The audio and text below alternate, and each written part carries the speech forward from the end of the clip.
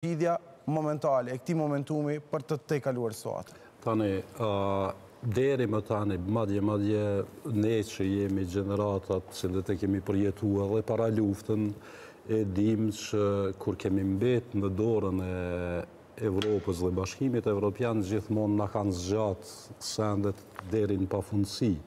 Për këtë arsye mendoj që ne duhet të jemi sy hapur dhe të vazhdojmë të ruajmë partneritetin me shtetet të cilat i kemi pas.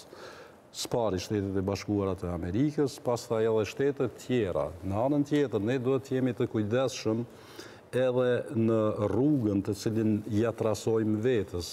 Shumë ka rëndësi se me kënd ne do e trasojmë atë rrugë që të vazhdojmë pastaj më tutje, për shkak se tek e fundit ajo do të na çojë diku.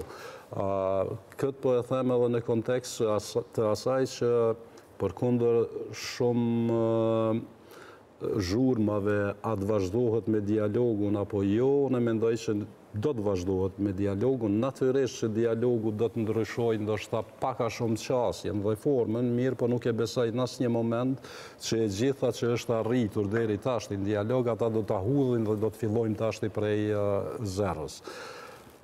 Unë mendoj që ne duhet të jemi të kujdesshëm që të bashkëfunksionojmë me ata me të cilët kemi bashkëfunksionuar kur e kemi ndërtuar shtetin.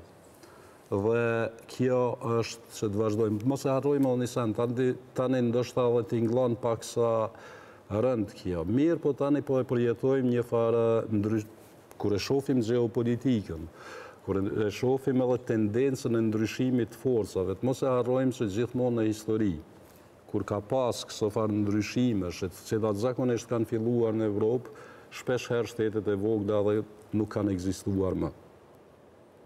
Në fakt, jemi me tendenca e disa vendeve është që të fillojnë me diçka të tillë dhe ne pastaj duhet të dimë se ku po radhitemi, si po radhitemi dhe me çka po radhitemi. E rrezikshme kjo, goxha. Do të kemi mundësi. E di. Një herë tjetër ta diskutojmë. Shumë faleminderit që ishit sot